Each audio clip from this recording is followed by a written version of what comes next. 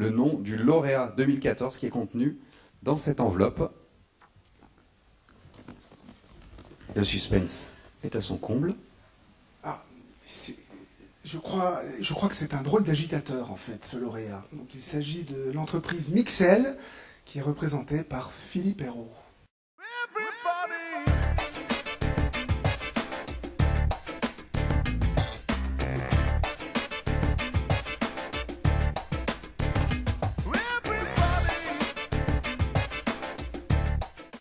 Bonsoir Philippe Hérault et félicitations. Bonsoir. On n'a pas peur de la Chine chez Mixel. Quel conseil donneriez-vous à ces entrepreneurs qui sont attirés par la Chine mais qui ne savent pas trop comment s'y prendre? Le premier conseil que je leur donnerais, ce serait de ne pas y aller seul. Parce que c'est vraiment très différent comme culture, c'est différent comme pratique commerciale, industrielle. Et je pense qu'il faut faire comme j'ai fait moi, je n'ai pas inventé la poudre, je suis parti, j'ai chassé en meute il y a très longtemps. Je vais en Chine depuis 24 ans maintenant.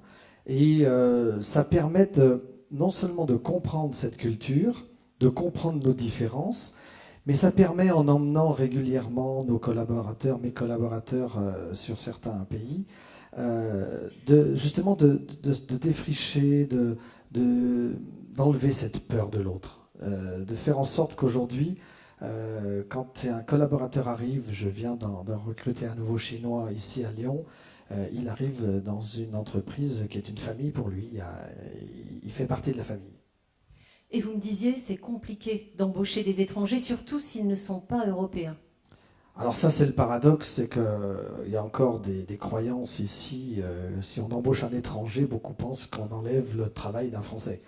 Alors c'est complètement ridicule. Je viens d'embaucher un nouveau Chinois. Quand j'embauche un Chinois, ici à Dardilly, là où est l'usine Mixel, il va travailler pour mon usine chinoise.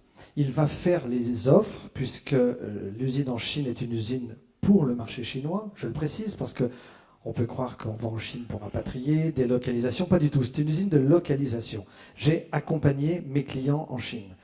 Quand il travaille pour un client chinois, il va faire rentrer une commande qui va être traitée intégralement au niveau back-office par la France, et tout le travail que je fais en France, je le facture à ma filiale chinoise. Donc je fais rentrer des devises. Mais bien plus fort que ça, la plupart du temps, je fais rentrer des commandes qui vont être fabriquées en France. Donc j'ai embauché, nous étions 32 quand j'ai ouvert l'usine chinoise, nous sommes 52 à Dardilly et 75 au niveau du monde.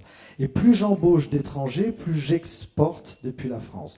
Eh bien la mauvaise surprise du mois dernier, c'est que j'ai embauché ce jeune Chinois et quelques jours après, j'ai reçu un impôt sur l'embauche qui représente, je vous le dis, 55% du premier mois de salaire de cet étranger. Je trouve ça lamentable. Et quand on voyage, j'étais encore il y a 15 jours au Canada, la semaine dernière aux États-Unis, en France, on s'évertue à faire le contraire de ce qui marche dans les autres pays. C'est débile.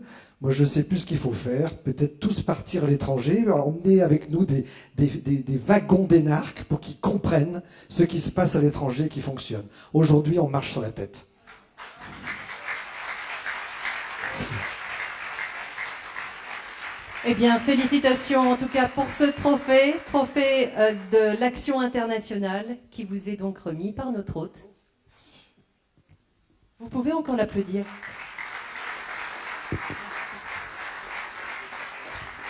Xie xie ni.